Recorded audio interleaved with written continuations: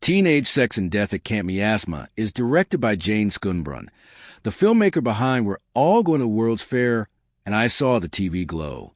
And here a queer filmmaker is hired to direct a new installment of a long-running slasher franchise.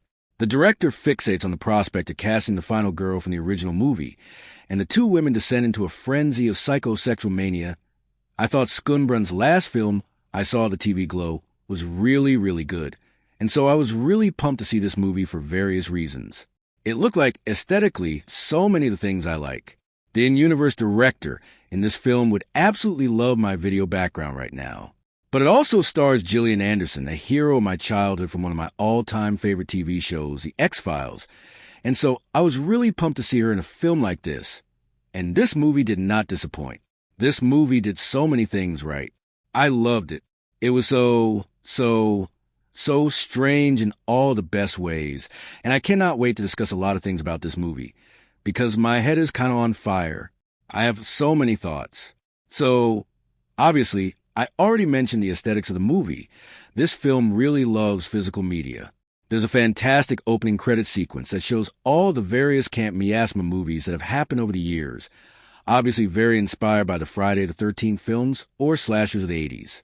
Not only did I love the look of this opening credit sequence, but it was a really great way to tell the story and have us familiar with this world, understand Gillian Anderson's character. She was a star of the first movie, that she was very famous, and then kind of just fell off the map and did no other work.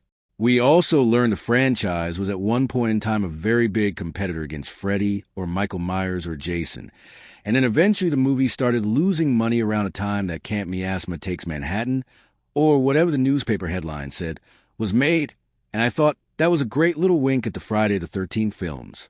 And there's a way that you can watch and engage with this movie purely on that level, as someone who is a fan of slashers, who loves 80s slashers, who likes all that stuff, who loves those worlds, because clearly the director in this film, played exceptionally by Hannah Einbinder, loves those movies.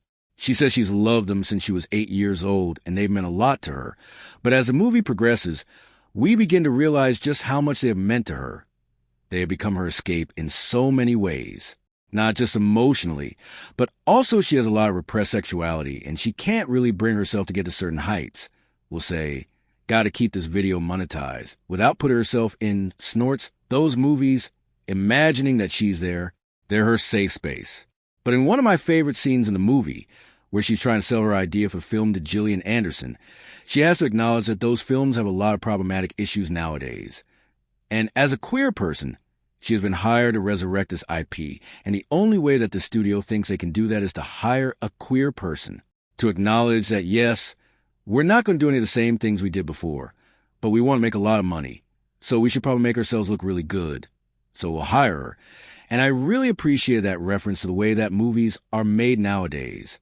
And one of my favorite things about this movie, there's a lot of in-jokes for any filmmaker or anyone who's ever been on a pitch meeting or a general meeting on Zoom where you're trying to meet with other studios and executives, and you're trying to figure out if you can make something together. Maybe only a few thousand people who watch this movie will truly understand how absolutely hilarious some of these jokes are, but I really love them. In particular, there's a pitch meeting with the head of the studio and some of the executives at that studio, and it really does not go the way that she hopes it would. But there's a box with someone who says exactly one sentence on the entire call. They inform the rest of the call about some history involving a movie, and they are labeled as queer assistant, and I just died. It is so funny because I have experienced a vast number of calls like that where there's a person on the call who says nothing. In fact, most of the time their mic is muted and they're not even going to say anything.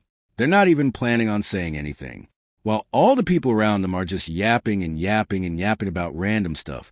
And there's a person there that probably knows more about movies and more about filmmaking than they ever get a chance to talk about. That I've seen this a lot.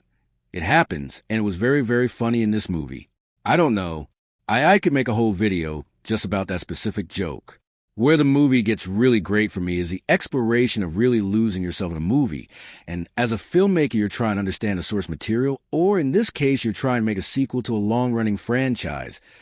You're literally losing yourself in the movie while also psychologically doing so in a metaphorical sense.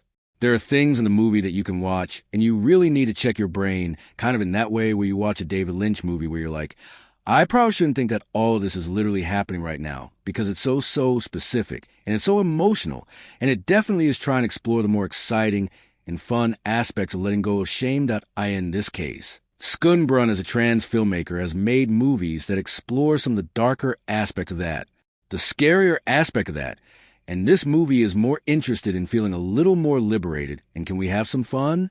And Schoenbrun is doing so in a way that also is telling a very fun horror movie while being meta-commentary on how movies are made at all nowadays. And just the idea that Schoenbrun is getting to make a film that is 100% about feeling liberated and some of the happier aspects of that is great, because it can be really difficult to convince Hollywood to allow you to make a film unless it's more about the awful things. And in this case, Schoenbrun has gone through the gauntlet of exploring very personal aspects of their life and putting them on film in the past in a more darker way, and now in a more light way. And I love that they were able to actually find financing for that because